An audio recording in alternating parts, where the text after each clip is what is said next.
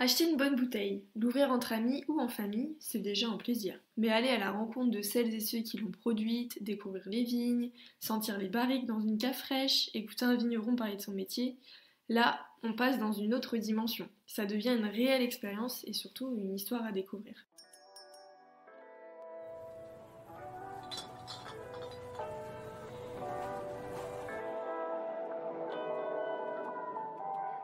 Alors Marido, peux-tu expliquer simplement ce qu'est l'onotourisme? Alors bien sûr, c'est le fait de voyager autour du vin, d'aller sur place dans les vignobles pour découvrir un domaine, un terroir et un savoir-faire. Voilà, alors ça peut prendre plein de formes différentes, hein. Une visite de cave, une balade dans les vignes, une dégustation commentée ou même parfois un séjour complet autour du vin avec hébergement, repas, des ateliers. Donc ce n'est pas réservé seulement aux pros ou aux grands amateurs. Ah non, pas du tout, du tout, du tout. Le no-tourisme, c'est vraiment pour tout le monde, du curieux qui découvre à celui qui veut approfondir. Et justement, pourquoi on en entend autant parler ces dernières années?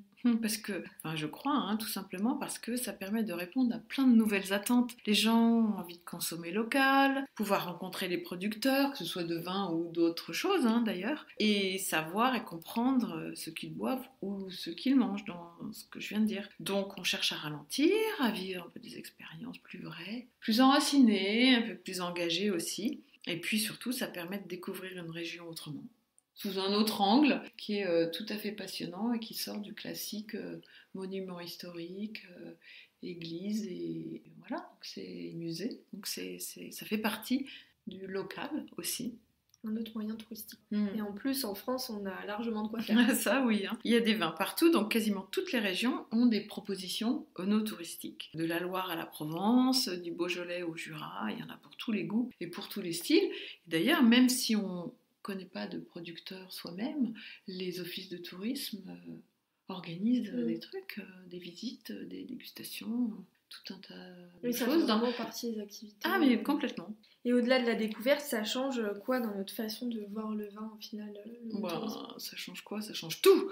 Parce que quand on visite un domaine, on voit les vignes, on comprend donc le sol, l'exposition, le climat, on entend l'histoire du vigneron, ses choix, ses valeurs, on goûte sur place avec un contexte et le bon contexte surtout. Et puis tout ça, ça change complètement notre perception du vin.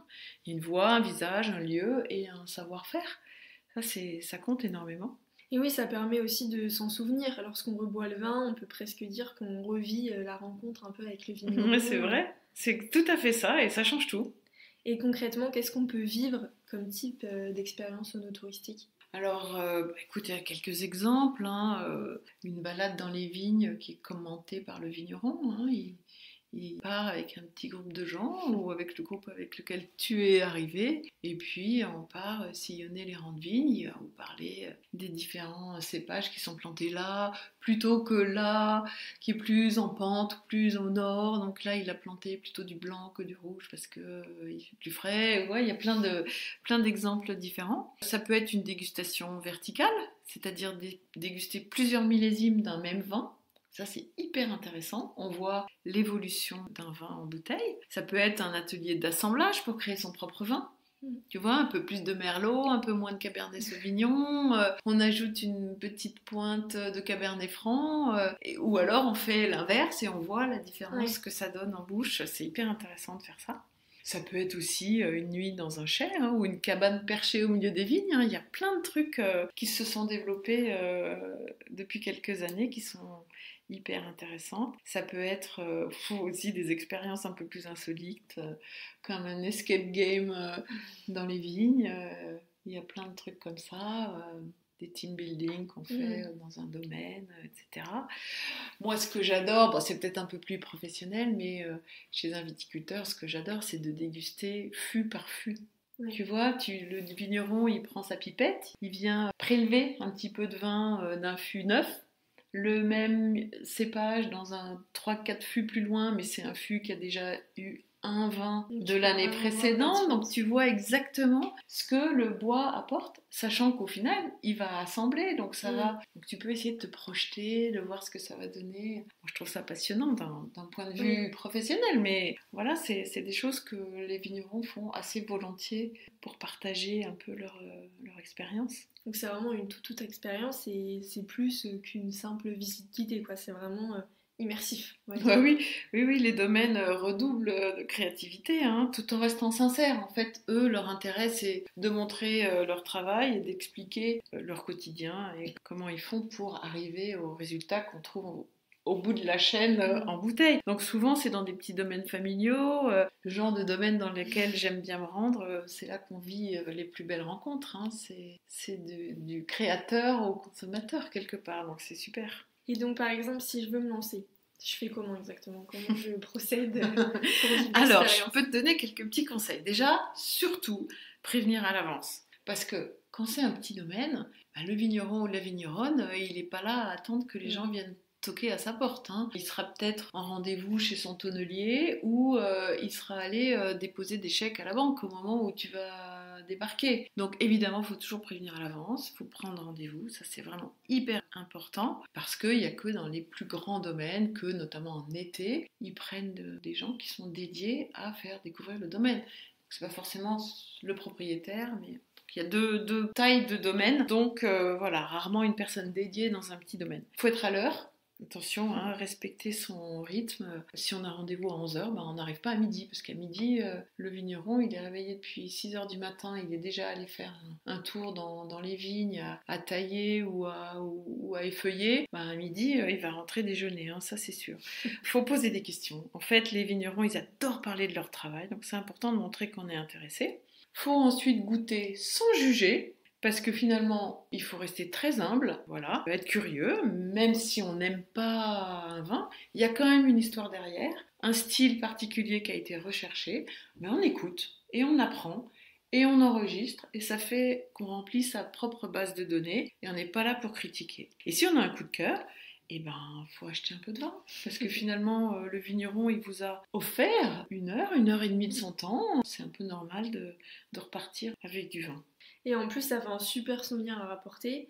Bon, maintenant, petite parenthèse perso. Aurais-tu un coup de cœur touristique à nous partager?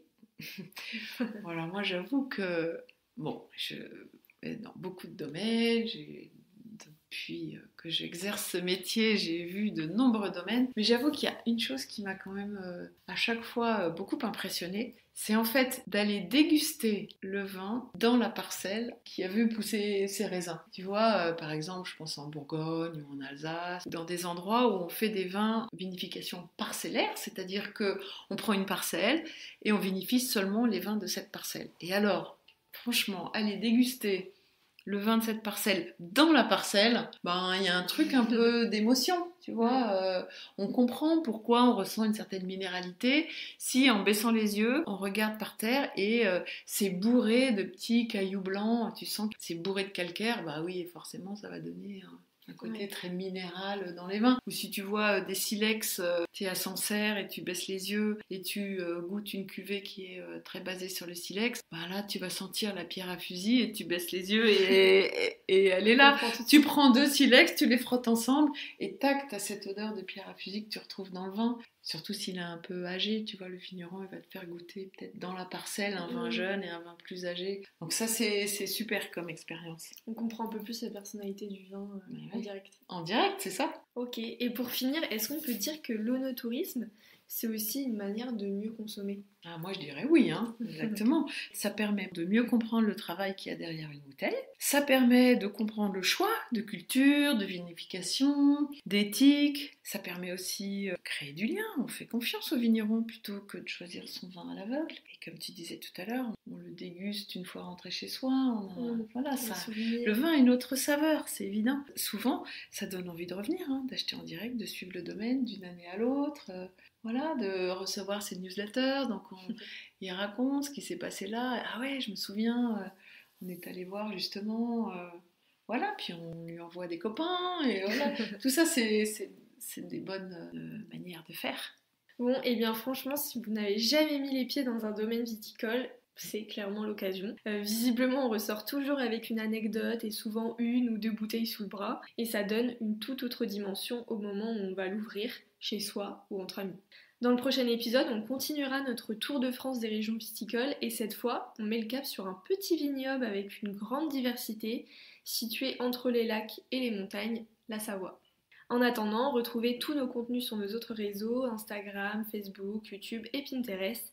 Et si vous voulez passer à la dégustation, je vous donne rendez-vous sur notre site 3x20.com où vous retrouverez toutes nos box de vin et notre sélection de petits domaines confidentiels.